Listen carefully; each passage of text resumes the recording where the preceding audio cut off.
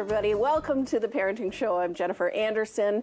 We're talking about one of my favorite topics on the Parenting Show today, sibling rivalry. And I know so many people at home can relate to sibling rivalry, whether it's, just a little issue or a big issue in your family. Here to help us kind of wade through the issues of sibling rivalry is my co-host and parenting expert, Alyson Schafer.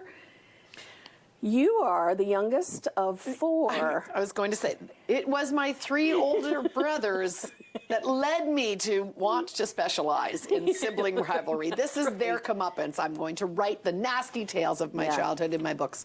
So I had three older brothers, and I learned a lot about sibling dynamics. Yeah, and it's funny because often when you talk about sibling rivalry, and that's why I love this topic so much, some of it you look back and you laugh at all of the fun, all of the things that are happening still to this day. Yeah.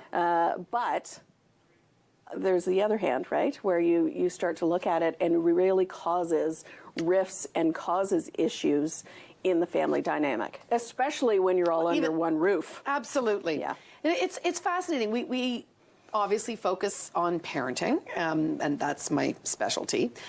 But the truth is, siblings have a greater hand at shaping the personality and lifestyles of their siblings than even their parents. So our siblings are super, super important to who we become as a human being. And those early formative years, when they're under our roofs and we're watching them deal with the regular daily tasks of things like, who gets to sit at the chair at the dining room table beside mommy? I do. You had it last time. Just the little things of life like that actually turn out to really be, again, quite formative. And part of that is because we, as social beings, we've talked about this a lot, that we're social creatures, human beings. And the number one important thing for us is to find our place of belonging in our social tribe. And the home is the first social tribe. And kids don't want to be like each other. They want to be distinct and unique. They want to find their own place in the family. So they have to differentiate themselves in a way that says, well, if you're going to be that guy, then I'm going to be this guy. They actually don't want to be the same. And you know this firsthand, because when we were doing the parenting show the first time, your twins were much younger and they were still in that early developmental stages. And they both did find ways to be different from each other, right? Well, and we always said it was very funny because they're a minute apart. Yeah. The same toys. Who's first? Tyler. And he knows son, it, right? Yes. So he was always shorter. He was, finally going into grade 9. He is finally caught up. And we always said to him, buddy, wait until high school. It'll come. Yeah.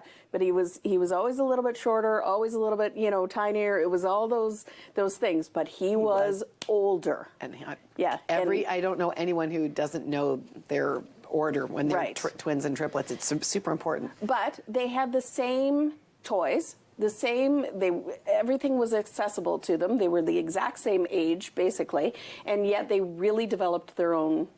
The stroller became something for a baby to push around with one, and it became a Zamboni to clear the ice with the other. Like it was, they just very, very different. And did you see a difference in their temperaments? Because often we'll see like one kid will eat everything, the other one will be a picky eater. Yes. One kid's an incredible sleeper, the other one has sleep issues. And then they switch.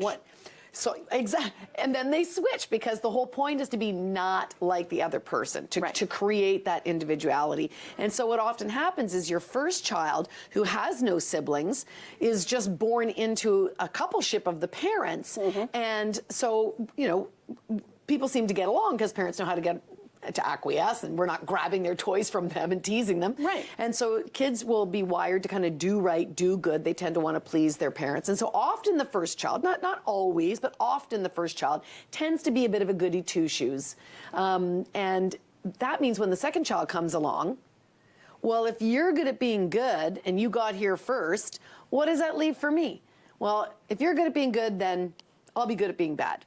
Now, it doesn't always work that way. Often, to your point, we see the flip where it might be that the new baby comes home and the child who's maybe 2 or 3, who's been in the limelight and happy until now, suddenly gets dethroned, and the baby can do no wrong because it's an infant, but now you're 2 or 3, so you're starting to like make mischief. And now you're getting corrected for misbehaviors, and you take this falling in social status in the family, so kids start to misbehave. So now you got the kid being bad, and as the baby grows, it says, well, look at him, he's giving you trouble, and he won't put on his coat, and he's not getting in the car, and he won't go to bed, but I will. I'm so cute, I'm number 2, and look at me. I'm not causing you any problem at all. I ate all my peas, and I'd like more. Right? So it could go the opposite way as well. And then, of course, if you have a third child, what ends up happening there is that the who was the baby gets squeezed out, and they start to feel discouraged that I don't get the benefits of the eldest, who's older, gets a bigger allowance, gets to go to school, all those benefits, and I don't get the benefits of the baby, gets to sleep in your bed, and you're always holding them and doing for. So who am I in the family? And middle children often get very discouraged, and they often are the ones who act out. They're almost always, we hardly ever have families of 3 anymore. It's funny how families are shrinking, but it's the middle child is classically the identified problem in a family when people call for counseling, interestingly enough. And it's funny because I know that there are viewers at home who are doing this. Who am I? right? What am I? What about my sister? What about my brother? Well, just because they relate, right? It's yes, that too. whole birth order. It's the whole idea of, yes, those are my kids. So what can I do? What can I do when they start to fight? So I'm just saying it's necessary for them to find their own place in the family. They need to be unique, and we need to embrace both. So, but if we're wired as social creatures to belong and connect and cooperate, why do we fight? That goes against our natural wiring. We're wired to cooperate, so why do kids fight? So one of the big Adlerian principles is, what's the usefulness, what's the utility of fighting? And so some of it might be it's the only way they know how to get what they want. So if I'm 2 and you're 4 and you've got a toy that I want, I might just go grab it, which can look unfair and mean and whatever, look like fighting, not being kind to your brother, sister, but it's just skills deficit. They don't know. Like, we have to train kids how to get along as well in terms of like finessing our social graces, right? So it's like, would you like a turn with the toy? You need to ask your brother. He's not done yet. All those great things that we should be working on. So teaching about turn taking and patience and waiting and privacy and all those things are things that parents do have to do as skills. But mostly what we have is kids who you'll see them playing quite happily. You're like, look, he's taking turns. He's asking. They have all the skills. So, and yet it will still erode into chaos over nothing, He breathed on me. Like, it could be, right? He's, whatever, he's too close. It could be anything. Touching. Yeah. And then they'll go, touching. They imitate you. Like, they just make up stuff, right? So if it turns to that and they have the skills but they don't choose to use it, why would they turn to conflict? What's the utility and purpose of it? The answer to that question comes from what is the social reaction that behavior garners. And what it garners from adults is we step in. We get involved.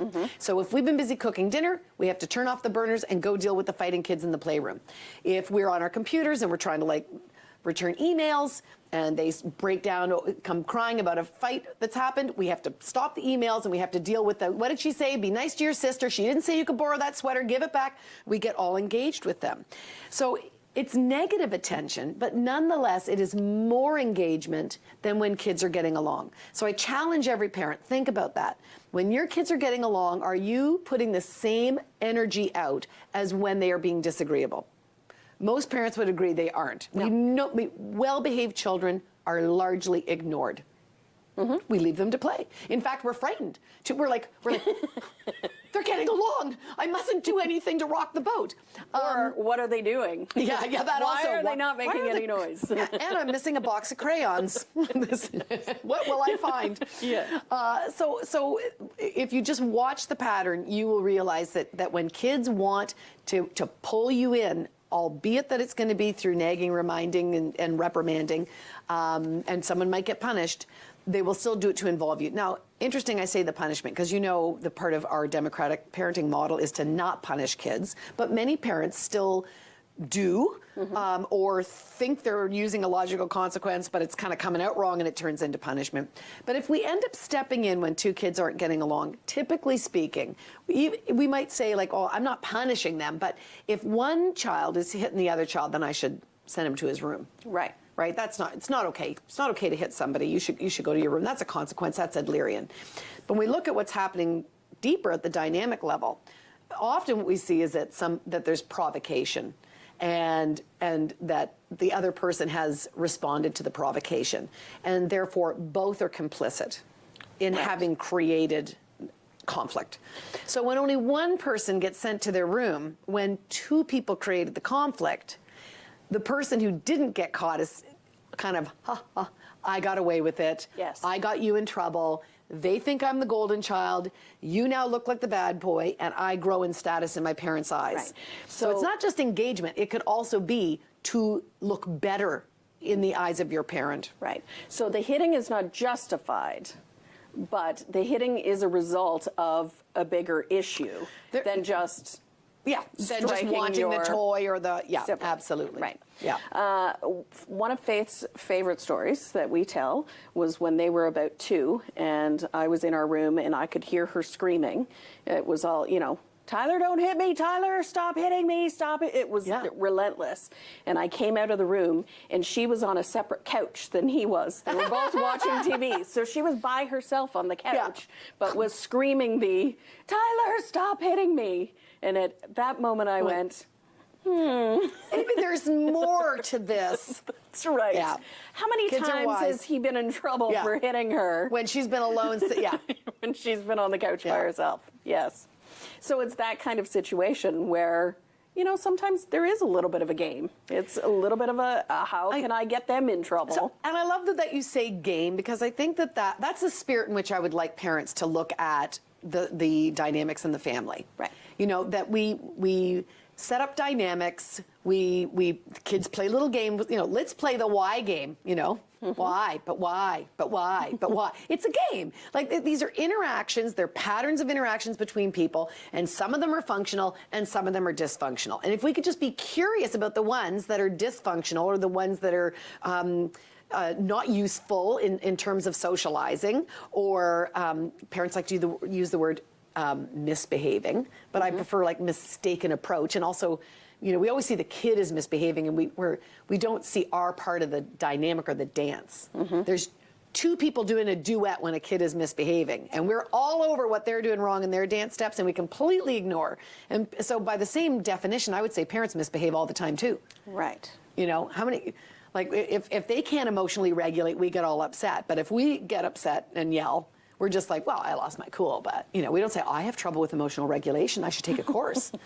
You know what I mean? Yes. So I think parents co-create situations that aren't helpful in the family. And if you can just sort of get curious and be interested about that, and how we participate, and how we could change our dance steps so that our kids will dance differently with us, then we can get into games that are actually fun in the family, as opposed to dysfunctional games like the why game or the hitting your brother game. Right. So how then, because you have to walk the fine line between, you said off the top, the middle child is often the one who is maybe a little bit more of the discouraged, the troublemaker within the family. Yeah. So how then do you help to not put a label on them? Because once you put that label on, now that's almost, you're right. It's a self, right? You're absolutely right. I can do that because I am the troublemaker. In fact, not only because I'm the troublemaker, now that I identify as being the troublemaker and everybody else sees me as the troublemaker, I have to make the world unfold to prove that my thoughts are correct. So we do live a self-fulfilling prophecy. If I have a belief that nobody likes me, I will just survey all the data in the world, say, see, she's not looking at me, see, the teacher put me in a corner, see. And there might be 1,000 other pieces of data contrary to that, but I'm only looking for the ones, that confirmation bias. I'm only looking for the data that supports what I believe. So if I think I'm a brat in the family and I'm the bad one, not only will we find that, we will go about being bratty in order to say, see, look at that, there I am. So, we punch our brother and we get put in a timeout, and you go, see, I'm always the one who gets in trouble. They don't connect the dots that they're actually creating the problems that reinforce their belief. Yes. But at the same time, if we're going to start making a shift on that, children move in line with our expectations. So the minute we get locked into thinking they're a brat, that's going to be so much harder for them to change. And at any point, this is the beautiful thing about human beings, we can always change.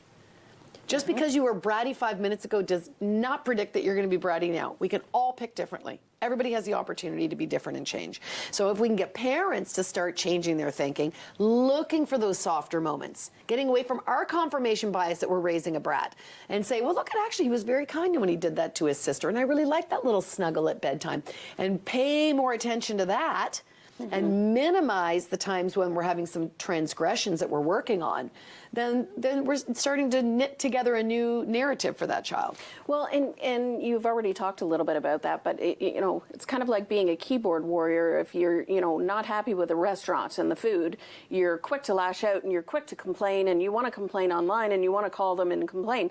But the moment you have a beautiful meal somewhere, you're not as quick to send them an email and go, just want to say how amazing the service was. Yeah. And so many people are guilty of that, me included. Yeah. Right? And so it's almost like... So watch out for those posts on TripAdvisor. Is that what you're saying? Every From resort that. is awful. What's going on here? Who is this Jen Anderson, and why doesn't she like anything? No, so it only makes sense to now pay attention to the good moments. Right. Talk about, as you said right off the top, And talk notice about those. And notice the squeaky wheel gets the grease. Yes. Right? Mm-hmm. You also, to follow your metaphor, you also don't see hotels calling you saying, you were a great guest. You left your room just fine. Right? No, but they're going to charge you the $500 cleaning fee if you don't, right? So if the children are the same, it's very easy for kids to realize that being kind, cooperative, constructive, pro-social, But that kid over there that's beating on his brother and won't brush his teeth and is dawdling, they get all of mom and dad's time and attention because we're busy. Come on, brush your teeth. Come on, stop dawdling. It was like, why am I sitting here being good? I'm going to get in on some of that action. Apparently, the only way to show up in this family is if you got a problem. So they'll create something. Right. I'll be the kid who doesn't eat. Now you have to talk to me. Yes, I'm just looking at some of the questions that we have for from some of our viewers at home. Yep. So I just want to read one of the questions. This one's from Cindy. My sons can be best friends 1 minute and fooling around, and the next minute someone is hurt and they're fighting and screaming at each other. How do I teach them how to stop before it gets to that point, and what consequences are appropriate when they don't? Yeah. We were lucky. There was never rolling on the floor fighting, but I've seen it. Yeah. With other families, and good point too. Yeah. Again, it goes back to what was our experiences growing up. Right. I grew up with 3 older brothers. There was all kinds of boy energy and physicality in my family in the name of puppies rolling in the mud. Yes. So my tolerance for what I think is normal for how physical people can be is higher than other people's. Right. People, if I was an only child, I never had conflict, or if it was just 2 little girls and we fought more verbally than physically. Everyone's got their history about like what's okay, and so that can be a point of contention between mom and dad. Because if dad had brothers and they're like, no, that's what they do, they're fine, right? Mm-hmm. But it sounds to me from the ages of the 2 children involved here that it's much more reminds me of my kids, which is they get silly. It starts as play, it starts as silly, might even start as teasing silly. Whatever, that kind of tonality or whatever. But I'm guessing, and she's not here to confirm, but watch for those people that have the same kind of dynamic in their family. It's often the younger child who is trying to keep up with the older child. So number 1 child, only children, as much as wanting to be kind of good and perfect and whatever, they can also be cautious. Whereas number 2 is like the Avis rental car. I'm number 2, I try harder. They put the gas down, and they're like, they want to keep up with and maybe even surpass their other child. Right. So number 1 is kind of ha-ha, silly, silly, and number 2 outdoes it. So they're jumping on the couch. I can jump higher. I can jump higher. I can push you more. And number 1 starts at number 2, who's bombastic, is the one who pushes it over the edge and ends up like turning it to tears, right? Yes. Now, that may not exactly be the case, but one of your kids is probably the one who doesn't know when they've crossed the line. And a lot of it comes from that gas pedal ambition kind of a feeling. But is there any concern between both ends of the spectrum and how it can change so quickly, how they can be so loving one minute and fighting the next. Yeah, totally. So it's, I mean, and we see this with friends on the schoolyard too, frenemies, right? So clearly what it means is that they love each other. And it also means that in intimate relationships, you also know how to really bother someone. Sounds not unlike a marriage, right? Like they know their buttons or whatever, right? Yes. So the important part is that they have transgressions and that they know how to recover from their transgressions. So can they clean it up after? If it's silly where it's the accelerating kind of piece where it crosses the line, the parent might point out to them, hey, you guys are kind of getting close to that silly line. Do you want to rein it in? This is usually where somebody gets hurt or people get mad or people start to fight. Right. And you could just point out where that boundary is. But again, I think if they're choosing to fight, I think that's exactly what you want to say back to them. You are just getting along so beautifully. I see you've chosen to fight instead. I know you two can get along if you choose to. I'm sure you'll work it out. Right. And if they can't work it out, then I would either separate them. This is putting them in the same boat, right? If you guys can't be in the same room and get along, then you need to go cool off and come back later. And if it's a problem that is a reoccurring problem that they just never seem to be able to get a solution to, like say sharing the iPad. That's a classic one that kids fight over. It's my turn, you've been on too long. I would say if you guys can't figure it out on your own, I'd say, well, put away the iPad until you can figure it out. And if you can't, then we'll work on this problem together, but we'll work on it at a family meeting. Which means I'm not going to step in and say, you know what, you've been on it all morning, your brother's never had a chance. I don't want to be called in to be the judge or the arbiter of their disputes in the moment. Yes. I'm too likely to take sides. It's too likely to come out as favoritism. It's going to be a wreck. Save it, put it on the agenda for a family meeting, and say, hey, I noticed over the course of the week you guys were really struggling with finding a solution to sharing the iPad. What can we do as a family to put our heads together to think about a good way to share it that would work for all? And now everybody's cooled down.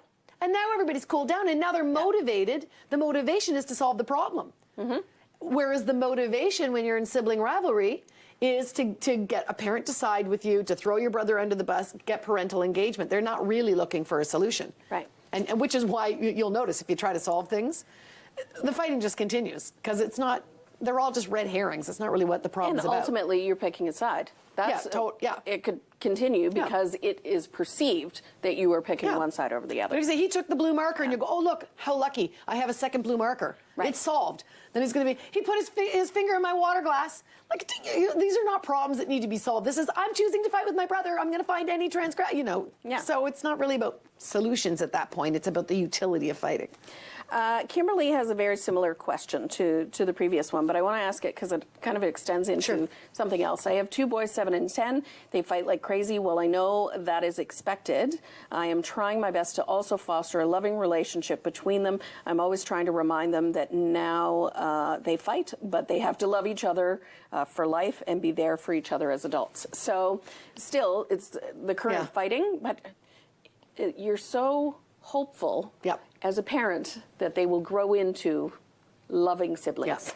So one of the ways that you can help foster that is I'm a big fan of cooperation games, things that you have to do together. And they can be board games, but they can also just be things in life, like needing to help, like you both need to go out and clean the car. Like shared experience makes people bond. Sending them both to camp together so that they're like, I'm in a different cabin than my brother, but like, I really need him here because he's kind of my security blanket. Anything that they can do is as shared experience. And certainly with you not being there. See, because when you're there, you're going to stimulate that dynamic again where they're going to want to compete for your time, love, and attention. Right. Whereas if it's just the two of them and they're on their own, they're like on an adventure. And then you realize, like, they're hooking arms. They're like, don't leave me behind. I need you. You're an important part of this. So lots of those shared experiences apart from you. And anything that has to do with cooperation, working together, so that they get the idea, like it's better together. Yes. Right? Yes. What are some of the skills that parents can I mean, we talked a little bit about the family meeting and trying to resolve the issue not in the moment. Right. What are some of those other skills or other tips that, is it just about, commenting on the good, choosing parenting meetings to discuss the issues outside of the conflict? Well, I think one of the biggest points to get across for parents, and start as early as you can, is to get it into the kids' minds. It's not your job as a parent to make you two get along. That's up to you. And to prove it to them, when they're having conflict, you need to say, I'm uninterested in watching that. That breaks my heart. I don't like to see people treating each other poorly, and walk away. That it's not the only solution to ignore kids' behavior, and I'm not ignoring it as if it's not bothering me, but what I'm saying is I won't be a witness to it, because it requires an audience for this dynamic to work. So if you can remove yourself as an audience, and sometimes parents don't go far enough away, right? Going to the second floor where you can still hear the banging and the crashing and the name calling and the screaming, they know you can hear that. But if you go out and sit in the car in the driveway and turn on the radio, they're gonna be at the window going, what? You're not even noticing that you're like. So if I'm alone with my sibling and I'm not gonna get any pity, intervention from a parent, why would I bother them enough that they might hit me? That's just stupid on my part. I don't want to get a hit. I will happily take a hit if I know that you're going to get in trouble for it. Yes. And right? It's like, I'll take that. I'll take the bruise. Absolutely. You are the youngest. I am. Can I tell you, my brother Jeffrey and I wanted so badly, he would put my arm behind my back, and I was just like, I would have happily taken a broken arm, but he would never break it. No. He would just twist it enough that it really, really hurt. And I was like, you snap that arm, you're going to be in so much trouble. He never snapped it. Nope, never snapped it. But I was pretty good at, babies are very good at feigning incapable when they need help. So I'm the first one to use the waterworks. Hey, my big brother, oh, they're older than me. And I could try the baby, I can't manage, someone should come, defend me. And often my parents wouldn't, obviously, because they're trained in this too, but I could get my older brother to defend me. That was good. But then, of course, the minute I didn't want to be all inadequate, then immediately I was in people's faces, and I knew how to fly stealth under the radar and stir things up. Yeah, it took me years to reflect on it. I'm the baby too. We know. Yeah. Oh yeah, we're masterful. Yeah, masterful at suckering people. The minute I have a chance, if only I had a great shot, because they used to throw a snowball up in the air and I would watch it, and then they'd whip the other one at my face. And if I could nail them in the face now, 50-year-olds, I would do it and I would take the punishment from my parents for sure. Yeah. Yeah. You have a lot of information about Sibling Rivalry on your website. Yes, I do. Lots on the website for sure. And in fact, in Breaking the Good Mom Myth, which was my first book, I have a whole chapter dedicated to that sibling dynamic. And so if you want more detailed information about that. But there's also resources on my website for other books as well. There's books just on this topic. Well, and I love the website. We just have a few seconds left, but I love that you can search by topic. Yeah. Because there's every given day, there's always a new issue that you want to discover and help as a parent. And we hope that we've helped you today on The Parenting Show. Thank you so much for watching, and we'll see you next time.